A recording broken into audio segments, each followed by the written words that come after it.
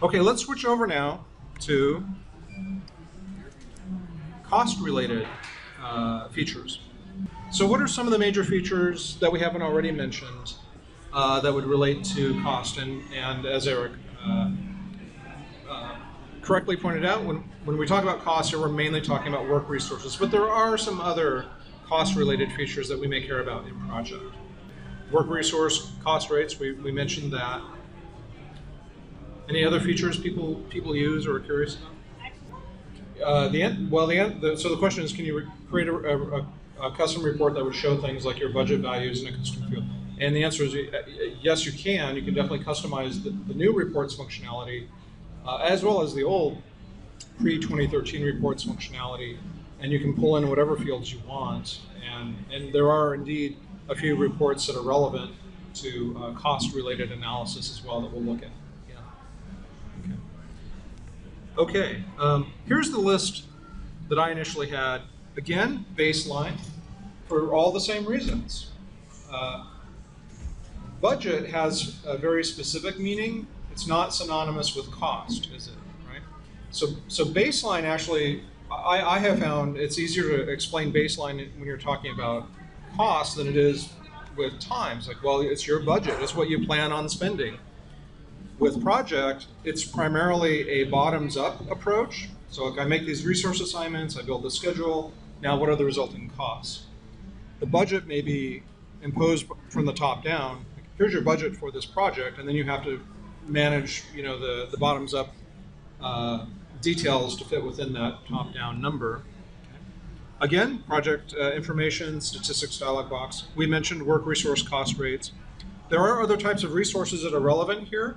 Material resources, major feature. If a substantial portion of your project costs are derived from those things that get consumed in the execution of the project, that's a really roundabout way of saying construction.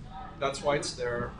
Project management has a prominent focus in construction, and they spend a lot of money on the material resources as they're building things.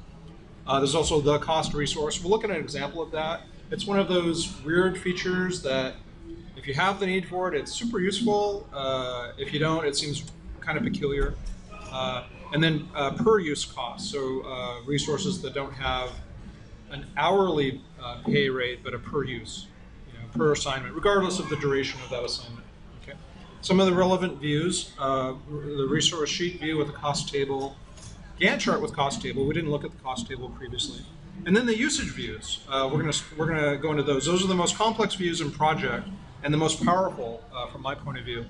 And then there's a pretty rich set of cost-related reports. I actually think the Project 2013 reports actually do a better job of covering cost-related information than they do time-related or scope-related. And I cannot tell you why it is, but you'll see what I mean when we dig into that. Okay, so let's start off. Back to project here. I'm going to go over to the resource tab, and here I can get to resource-centric views. I'm going to go to the resource sheet. So gone is the timeline portion of the Gantt chart view. This is just a table. And I can see here these resources do have some pay rates. They have some standard rates. Project does have some capabilities to handle overtime. It's a little bit funky the way you apply overtime, and it may not produce the result you might expect. So you have to very explicitly tell project, hey, use the overtime pay rate on this work.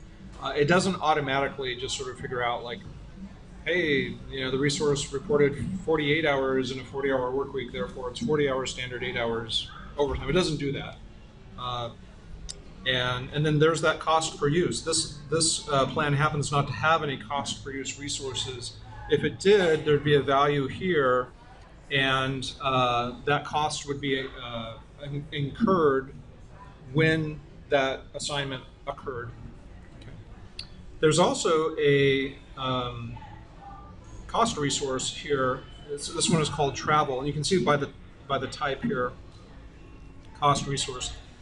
And the intent here is, hey, in my project plan, I'm mostly interested in work resources, but I have to do some accounting-related things, I have to include some other costs the project will incur that aren't derived from work resources. And usually it's to categorize certain types of costs for broader accounting purposes inside of an organization. So one example that fits well here is travel. So there's some travel involved in this plan. It's not work that's being done by a resource, but I need to associate that travel cost with a particular task. So I can assign that travel cost resource to that task. And when I do so, I will then put in a set cost value.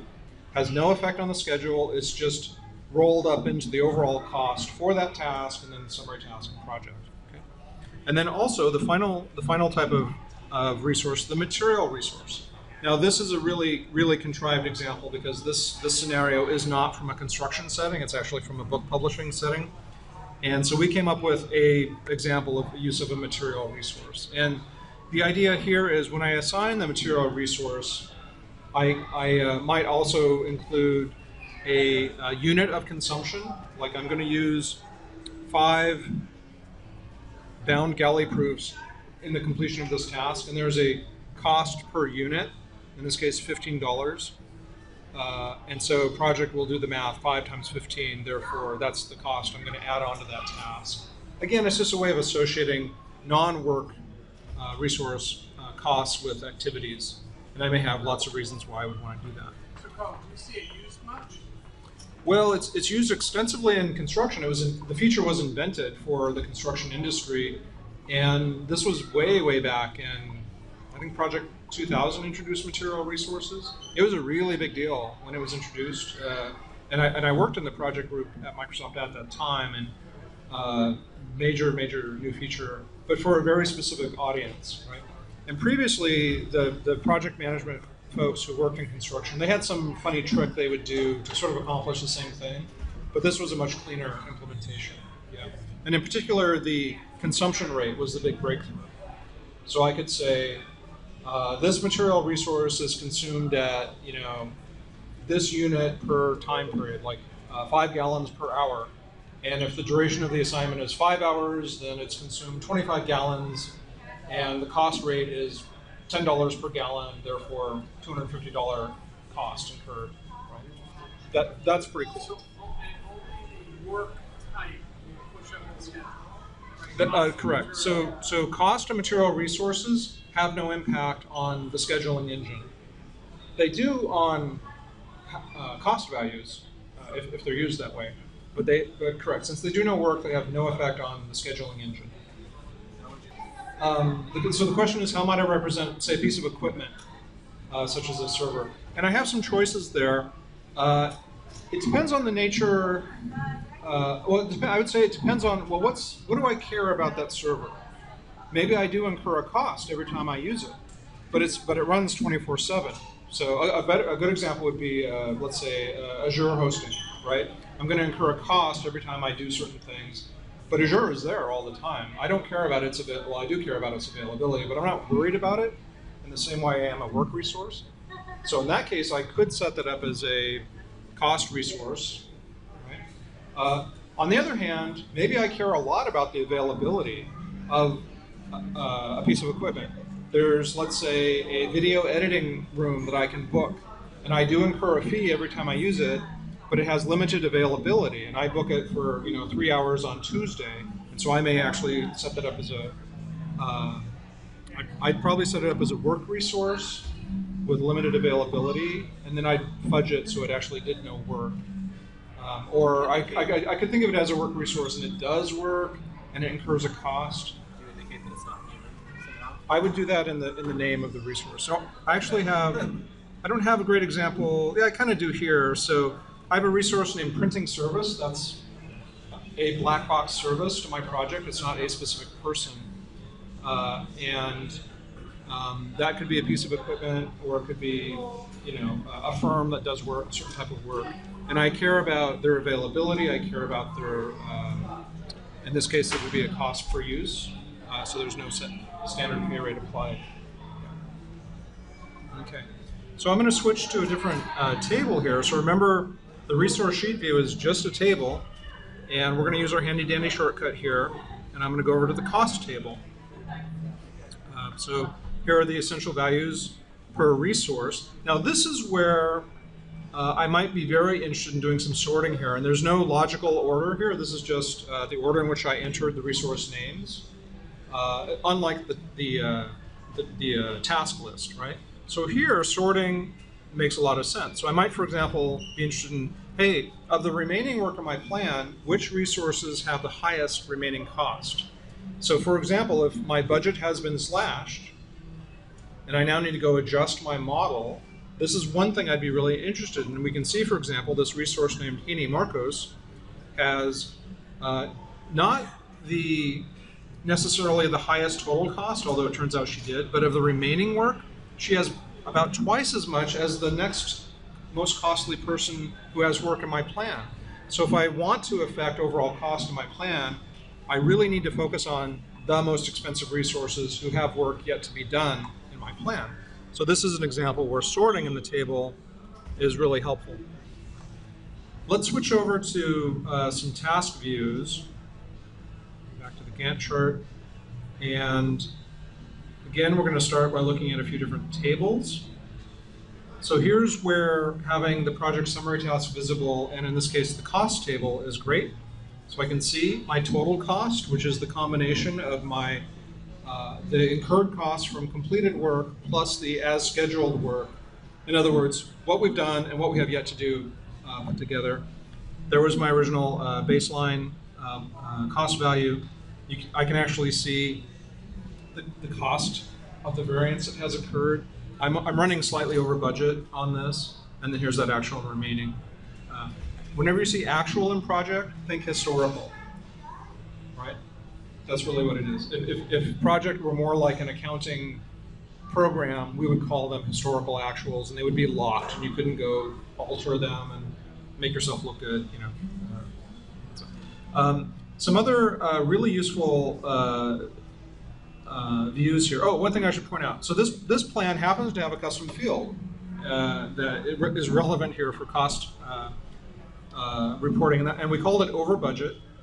And how we created the custom field is thoroughly covered in the project step-by-step book. It's based on a formula that evaluates, as I recall, it evaluates actual against baseline, and if it's within a few percentage points, it gets a green smiley.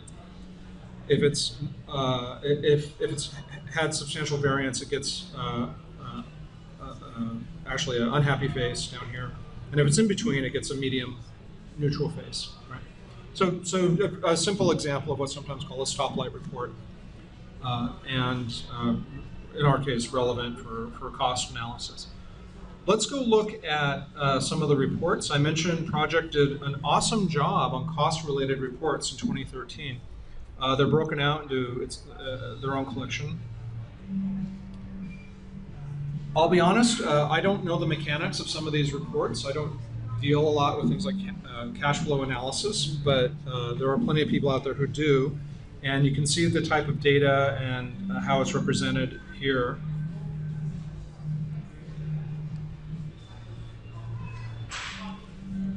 Cost overruns. Is there a chart that shows sort of projection of baseline? Let's go look. I don't know the answer to that. If not, the thing to know about the 2013 reports feature is it's heavily customizable. And again, we've looked at that in a previous session here, but this is part of the interface for customizing elements on a report. Well, what happened in 2013 is they basically cut the old reports functionality. So if you've used reports prior to Project 2013, they're very database centric. I often just call them tabular reports, and they're primarily intended for printing. Very difficult to work with them on screen. You can view them in a print preview, but they're really intended for printing. It's actually even fairly difficult to just say copy a portion of a report and put it in an email message or anything like that. All of that's gone in 2013. That's one of these very few cases where they really cut a feature. And there was no, if you had heavily customized reports, say in Project 2010, There's no conversion for you in 2013. Now the good news is what they did introduce in 2013 is infinitely better. So I can tell you, Tim and I used to joke a little bit when we look at a new release of project, and first thing we go, so did they do anything with reports? No, same reports, going back at least to Project 98. Literally had not changed the feature at all. This functionality is very fresh, very dynamic, and heavily customizable. Yeah, visual reports is a different feature, and you are correct. This is not new functionality in 2013. This is that thing that integrates with Excel and Visio primarily. A pretty nifty feature. I think this was introduced around, I want to say 2008, somewhere in there. And in particular, I knew of people who used the Excel-based visual reports to kind of get some of the capabilities that you just couldn't get in Project previously. And now, with the new reports functionality in Project, you have many more opportunities. This is just the new reports canvas, and there's similar functionality in Excel now, and I'm sure in Access. I haven't looked at it there. So you see the same general interface for customizing reports as you do in other Office applications. I mentioned earned value analysis before. There are now some nice earned value diagrams built in. I myself will be the first to admit I'm not an earned value expert. Everything I know about earned value analysis, I learned by misunderstanding Bruce Taylor, who is an earned value guru. But I'm going to trust that for the data that project has, it's doing the representation correctly.